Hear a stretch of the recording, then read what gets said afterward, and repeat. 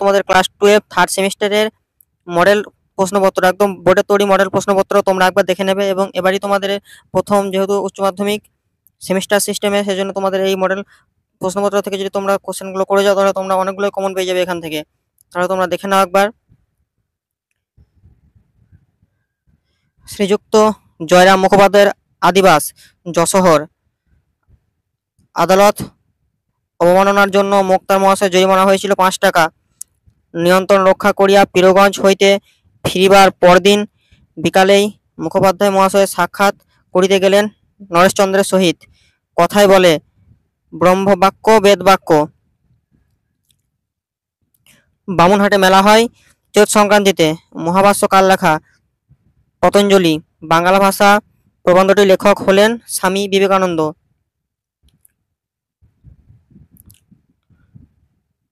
বাংলা দেশের স্থানে স্থানে রকমারি ভাষা কোনটি গ্রহণ করব? কলকাতা ভাষা। আব্দুল করিম খাঁর কোথায় জন্মেছিলেন? উত্তরপ্রদেশে। কবির মানুষকে কোন পথে থাকতে বলেছিলেন? সত্যের পথে। ভ্যান গঘের ধর্ম ছিল উন্মাদনা। ভ্যান গঘ ছিলেন একজন চিত্রশিল্পী। ওটা কর্ম করা, সেটা ধর্ম হবে, প্রিন্ট মিস্টেক হয়ে গিয়েছে একটু। আকাশে পুষ্পক আর সপ্তডিঙা সাজে সিন্ধু জলে। পুষ্পক কি? রথ। কবি শ্রীজাত ধর্মের দখলদারিকে কি বলেছেন? প্রতিষ্ঠান আনুগত্য। দিগ্বিজয় রূপকথা কার লেখা? নমনীতা দেবসেন। পটরাজকে দামা। পটরাজ রোদে বেরোয় না, 3 দিন হয়ে গেল। যখন সময় সুবিধে না তখন কি করতে হবে? সমঝে পার হতে হবে।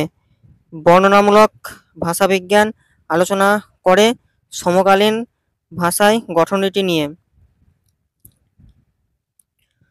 বাকযন্ত্রের সাহায্যে উচ্চারণগুলি আলোচিত হয় যেখানে, তা হলো ধ্বনিবিজ্ঞান।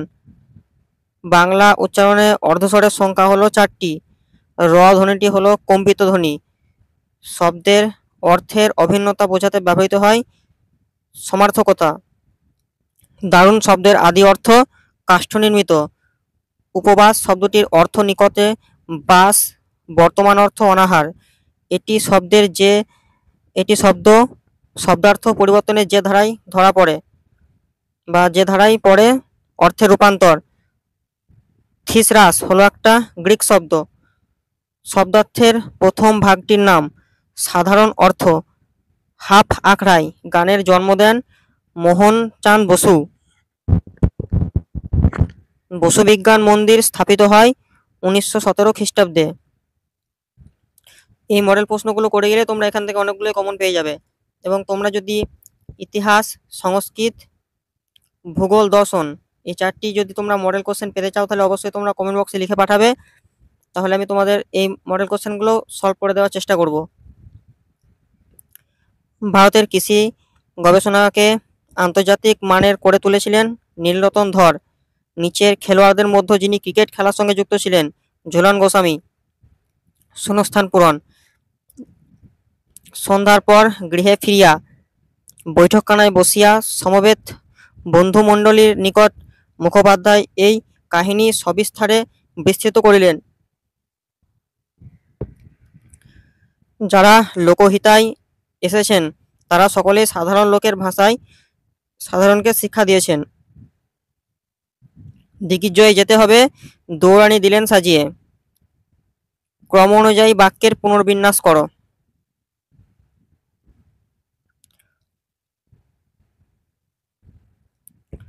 পরদিন বেলা 7টার সময় হস্তিনী আসিল, তাহার নাম আদরিণী। এমন সময় সেই পত্রবাহক ভৃত্য ফিরিয়া আসিল, বলিল হাতি পাওয়া গেল না। বাড়িতে হাতি আসিবা মাত্রই পাড়ার তাবৎ বালক বালিকা আসিয়া বৈঠকখানায় উঠানে ভিড় করিয়া দাঁড়াইল।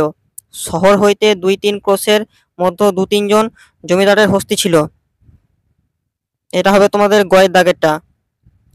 প্রথমে 2-এরটা, তারপরে 4-এরটা, তারপরে 1-এরটা, তারপর 3-এরটা।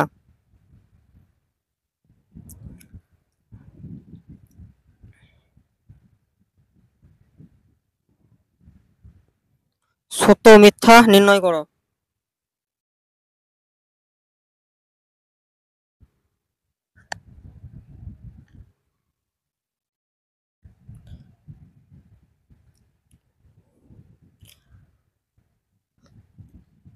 ভাষা হচ্ছে উন্নতির প্রধান উপায়।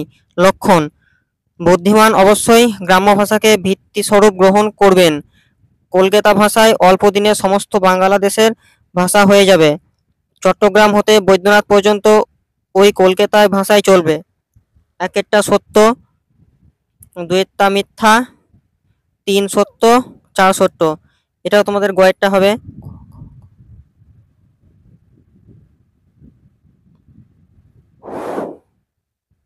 দূরপথে ছেলে তার দিকে ঢিল ছোড়ে, দূরপথ গজগজ করে আপন মনে। তোমার সুমুখে কলা দিই নারকেল দিই, ছাগল দিতে না পারলে মৎস্য দিই। ক্ষয়েরটা: এক সত্য, দুই সত্য, তিন মিথ্যা, চার মিথ্যা। ক্ষয়ের দাগেরটা। স্তম্ভ মিলন: মুখের মান্য বাংলা স্বরধ্বনির সংখ্যা 60টি। খণ্ডধ্বনির অপর নাম বিভাজ্য ধ্বনি। একের বেশি স্বরধ্বনির সমন্বয়ে সৃষ্টি হয় যৌগিক স্বরধ্বনি। বাক্যে সুরের ওঠাপড়াকে বলে সুরঙ্গ, একটু ভুল বললাম, সুর তরঙ্গ। এটা হচ্ছে ক্ষয়েরটা। গানের ধারা, বাংলা গানের ধারা। আমি অকৃতি অধম গানটি রচয়িতা রজনীকান্ত সেন। বলো বলো বলো সবে গানটি রচয়িতা অতুল প্রসাদ সেন। বান এসেছে মরা গাঙে গানটি রচয়িতা মুকুন্দ দাস। ও দয়াল বিচার করো গানটি রচয়িতা অখিল বন্ধু ঘোষ। ক্ষয়েরটা। ক্ষয়ের দাগেটা অ্যান্সার হয়ে যাবে। বিবৃতি ও কারণ। বিবৃতি: আমার জন্য অপেক্ষা করো, কারণ সময়টা খুব সুবিধের নয়। এটা হয়ে যাবে তোমাদের গয়ের দাগেরটা। এ ও আর উভয়ই ঠিক, আর এর সঠিক কারণ। তোমাদের সর্বশেষ question, case based study. Jairam বক্তার দিকে দৃষ্টিপাত না করিয়া বলিলেন, না, গরুর গাড়িতে চড়ে আমি যাব, গরুর গাড়িতে চড়ে আমি যাব না। যদি হাতি চড়ে যেতে পারি তবেই যাব, নইলে এ বিবাহে আমার যাওয়া হবে না। উক্তির মধ্য দিয়ে বক্তার যে মানসিকতা প্রকাশ পায়, আভিজাত্যের গৌরব। তাহলে তোমাদের আমি মডেল কোশ্চেন পেপারটা সলভ করে দিলাম, এবং তোমাদের যদি অন্যান্য যেগুলো বললাম ওগুলো তোমাদের ইতিহাস, ভূগোল, দর্শন, যেগুলো যদি তোমাদের মডেল কোশ্চেন পেপার পেতে চাও তাহলে অবশ্যই তোমরা কমেন্ট বক্সে লিখে পাঠাবে, আমি তোমাদের এগুলো দেওয়ার চেষ্টা করব। তাহলে ভিডিওটা এখানে শেষ করছি। অবশ্যই চ্যানেলটাকে সাবস্ক্রাইব করবে, লাইক শেয়ার কমেন্ট এগুলো করবে। ধন্যবাদ বন্ধুরা।